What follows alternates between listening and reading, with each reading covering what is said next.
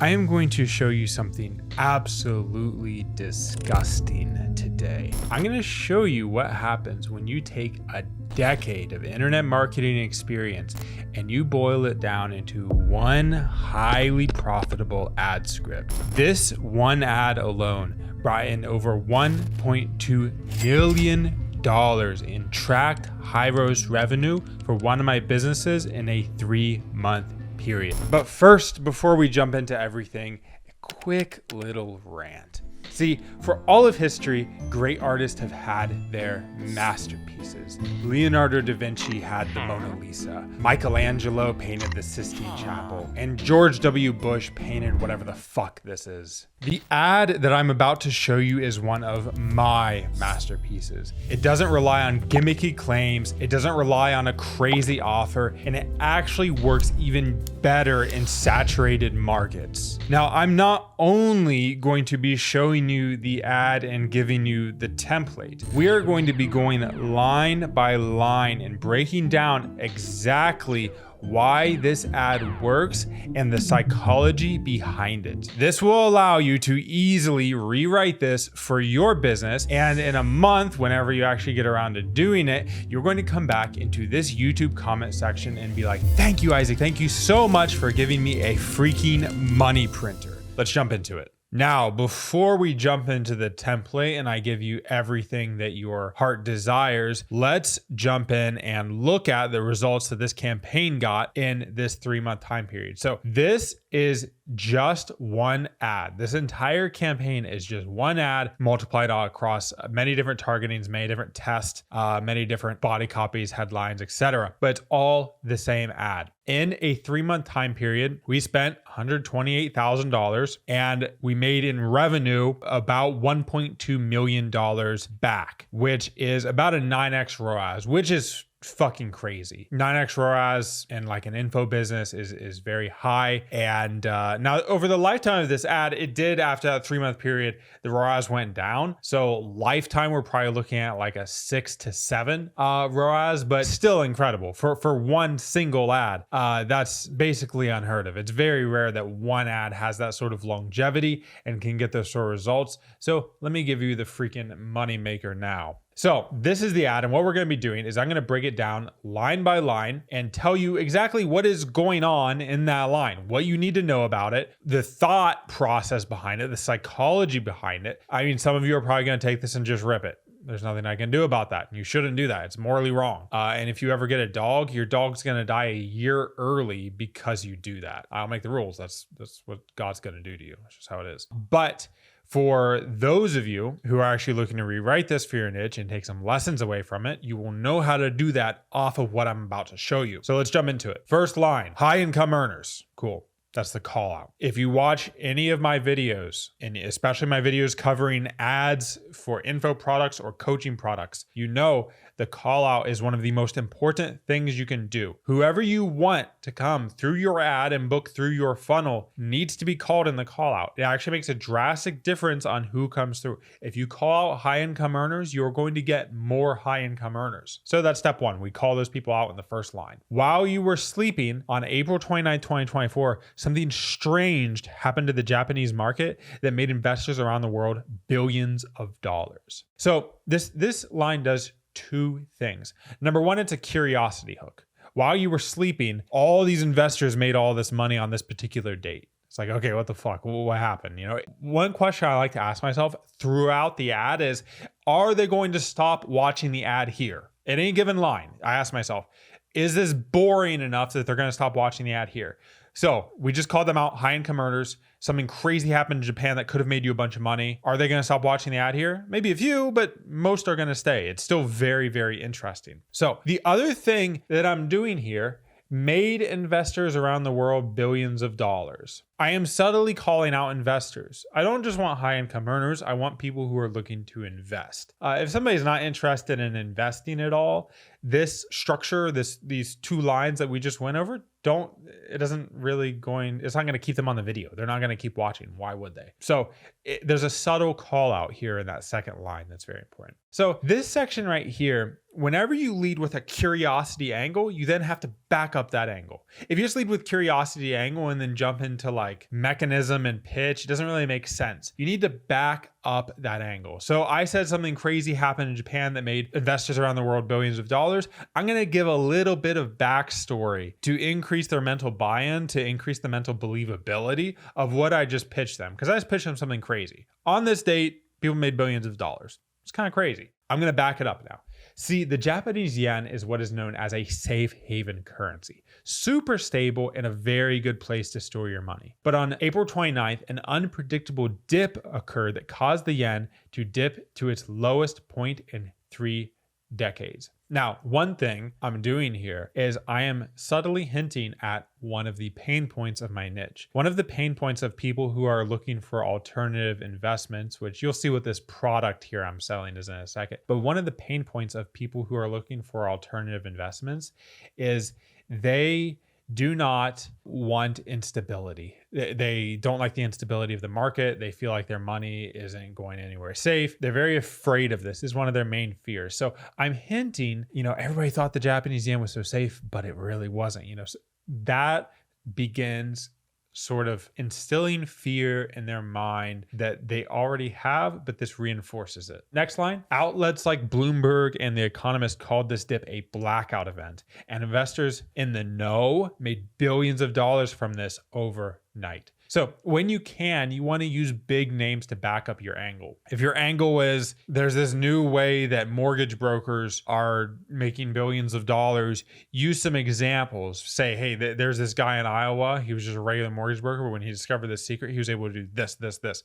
You can back it up with testimonials. You can back it up with news articles, but you do want to reinforce it. And when you can use authority, when you can use news articles, you should, because no matter what us millennials and Gen Z think, these traditional news outlets still hold a lot of weight for the boomers. Some of the market is boomers, so that's just how it is. I'm going to show you how you can take advantage of this next big blackout event from the comfort of your laptop. So this does 2 things. Number 1, it rehooks them. Throughout the ad, I want to rehook them. I want to keep their interest. So I just explained this big blackout event. I explained this mechanism, but I didn't tell them how it applies to them. At this point in the ad, they're starting to be like, why the fuck is he telling me this? What is he talking about? Why do I care? I'm answering why they care, but without revealing everything, because you don't want to reveal everything. You just want to reveal just enough to keep them interested. So I'm going to tell you how this next big blackout event can make you a lot of money. I make it apply to them and I rehook them in the ad. Now, I know what you're thinking. How could a normal investor like me profit off of some random event I can't predict halfway across the world in Japan? By the way, I do say it like that on the ad. Like when I record ads, that is how I say it. Yeah, you want to add a little bit of personality when you're filming. But what this line does is you want to think at this point in the ad, what internal negative objection are they having to what I'm pitching them, right? Could be anything. It's going to be different from niche to niche, but ask yourself, what does my niche, what are they thinking right now? What's their bullshit meter telling them? I'm going to call that out exactly, because when you can say what's on someone's mind, it's very powerful. They're like, oh, he's actually addressing this. He's addressing the things that I'm thinking. So we're going to, in this line, what we're doing is we're calling out what they're thinking. See, this is where you are wrong. These events aren't random, and you only have to be right 51% of the time to be massively profitable. So right here, I'm subtly hinting that this is going to be easy. Whenever you're doing biz op, whenever you're doing info, whenever you're doing investment ops, one of the things these people want across the board, pretty much across the board, they want it to be easy in those niches I just mentioned. So by telling, you only have to be right 51% of the time, a little bit more than half, I'm pre-framing them for my pitch that this is going to be an easy thing for them to do. So this is more explanation of the mechanism that is going to pre-frame my solution. So one of the things you want to do as you're explaining the mechanism, you can address pain points that they have. You can also make it pre-frame your unique solution as the only option for them. And you'll see how I do that here. So every week, currencies around the world crash in value. This can be because of supply and demand issues, tsunamis, wars, or some politician pisses off some ambassador's cousin. Normally, it's impossible for the average person to predict these events. But here's where it gets interesting for your wallet specifically. So again, rehooking them, and making it apply to them. I'm about to reveal the product. I'm about to reveal the big thing that I'm pitching them on. With the right technology, these dips in value can be predicted, and you can bet against these currencies in the market and win big. So I'm obviously starting to pre-frame. Hey, you kind of believe in my mechanism that I pitched you here. You believe that currencies around the world crash in value. We talked about Bloomberg talking about it. I'm hinting that there exists a solution by which they can take advantage of this. And then I'm going to introduce the solution. Me and my team constructed a brand new trading algorithm called the hedge fund killer. By the way, best name ever. I won't even argue with any of you. If any of you think it's not the best name ever, you can leave this video right now. It is the best name ever. And it's specifically programmed to snipe winning trades and take advantage of volatility around the world. And believe me, the world isn't getting any less volatile. Volatility, we discovered from going on sales calls with prospects in this niche. Volatility of the markets, of the real estate market, of the world market, is one of their main fears. So I want to frame my product as actually being able to take advantage of that volatility. So volatility doesn't hurt my customers, it actually makes them rich. That's the idea. So then I start giving examples. The Vietnamese rice market takes a hit and their currency value drops by 15%. We make money. Tsunami hits key port cities in Mexico and the peso dropped by 5%. Our algorithm identifies the opportunity and makes winning trades. For the first time ever, we are opening up a public test drive of our hedge fund killer algorithm. This algorithm is only available, by the way, right there, I'm just making it sound scarce. I'm making it sound like it's something new, something that they can just now start taking advantage of. This new algorithm is only available to high-income earners. And so if that isn't you, then click off this video now. Again, if anybody's watched all the way through this video, just out of interest or intrigue, and they're not a high-income earner, I want to screen them out again. I do not want these people, I don't want brokies booking on my calendar. Wish I could do the Andrew Tate accent, but I don't want broke people booking on my calendar. So it's very important to screen them again. If you want to be one of the 15 high-income earners that we let test drive our algorithm this month, then click learn more below. Now, you can go more into the product here at the end. You can pitch more. I don't like to do that. A lot of ads these days, I prefer them to feel as organic as possible. I want it to feel as close to a TikTok or as close to an Instagram reel as humanly possible. Now, I'm going to have my CTAs in there. I am going to pitch a little bit towards the end, but my ads, I want them to be very, very, very heavily interest driven. If I want to educate them more, which I do for this product, I do it with a VSL on the landing page. I'm not going to do it on the ad. The ad is just for interest. I'm going to do it with a VSL on the landing page, or you can do a sales letter. You can do that as well. It depends on the niche